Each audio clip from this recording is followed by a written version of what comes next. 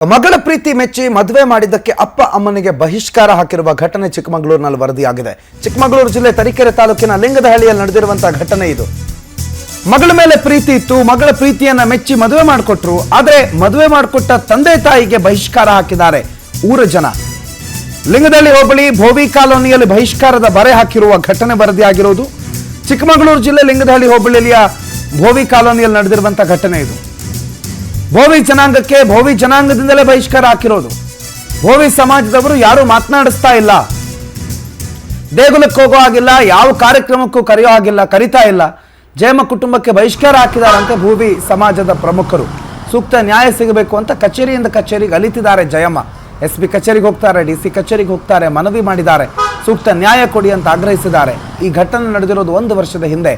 ಈ ಹಿಂದೆ ಕೂಡ ಬಂದಿದ್ರಂತೆ, ದೂರು ಕೊಟ್ಟಿದ್ರಂತೆ. ನೆಪ ಮಾತ್ರಕ್ಕೆ ಅಲ್ಲಿಗೆ ಬಂದು ಪೊಲೀಸರು ಭೇಟಿ ಕೊಟ್ಟು ಪರಿಶೀಲನೆ ಮಾಡಿದಂಗೆ ಮಾಡಿ ವಾಪಸ್ ಹೋದ್ರು. ಬಟ್ ಏನೇ ಪ್ರಯೋಜನ ಆಗಿಲ್ಲ.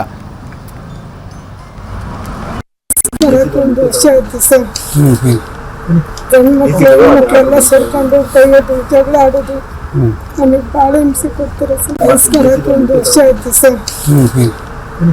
ಮಕ್ಕಳೆಲ್ಲ ಸೇರ್ಕೊಂಡು ಕೈಯದು ಜಗಳ ಆಡೋದು, ನಮಗೆ ಭಾಳ ಹಿಂಸೆ ಕೊಡ್ತಾರೆ ಸರ್. ವಯಸ್ಕರಕ್ಕೆ 1 ವರ್ಷ ಆಯ್ತು ಸರ್.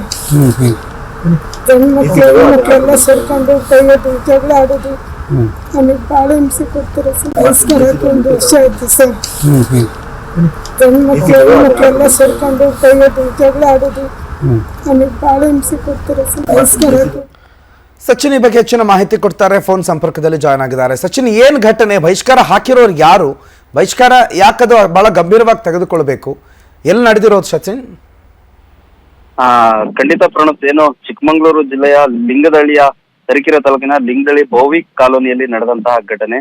ಪ್ರಮುಖವಾಗಿ ಎರಡೂ ಕೂಡ ಭೋವಿ ಜನಾಂಗದವರೇ ಆಗಿರ್ತಾರೆ.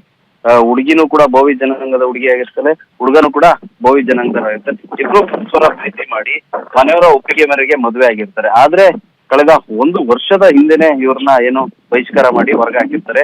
ಹಲವಾರು ಬಾರಿ ಪೊಲೀಸರಿಗೆ ಏನು ದೂರು ಕೊಟ್ಟರು ಕೂಡ ಈವರೆಗೂ ಕೂಡ ಯಾವುದೇ ರೀತಿ ಕ್ರಮ ಆಗಿಲ್ಲ.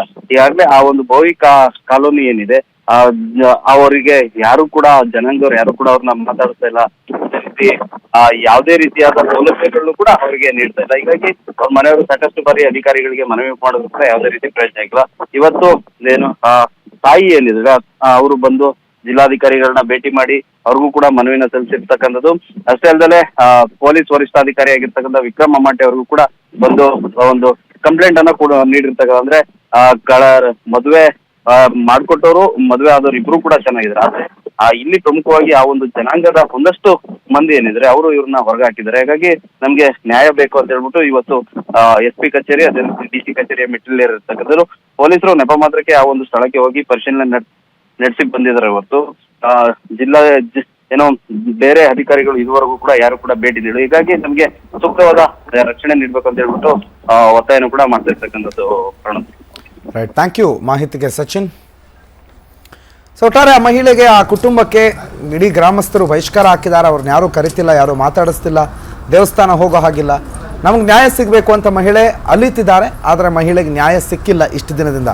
ಇನ್ನಾದರೂ ಅಧಿಕಾರಿಗಳು ಈ ಘಟನೆಯ ಬಗ್ಗೆ ಗಮನ ಹರಿಸಬೇಕು. ಪೊಲೀಸ್ ಅಧಿಕಾರಿಗಳು ಆ ಮಹಿಳೆಗೆ ನ್ಯಾಯ ಒದಗಿಸೋ ಕೆಲಸವನ್ನು ಮಾಡಬೇಕು ಅನ್ನೋ ಆಗ್ರಹವನ್ನು ಆ ಮಹಿಳೆ ಪರವಾಗಿ ಅಲ್ಲಿನ ಅಧಿಕಾರಿಗಳು ನೀಡುತ್ತಾ ಇದ್ದಾರೆ.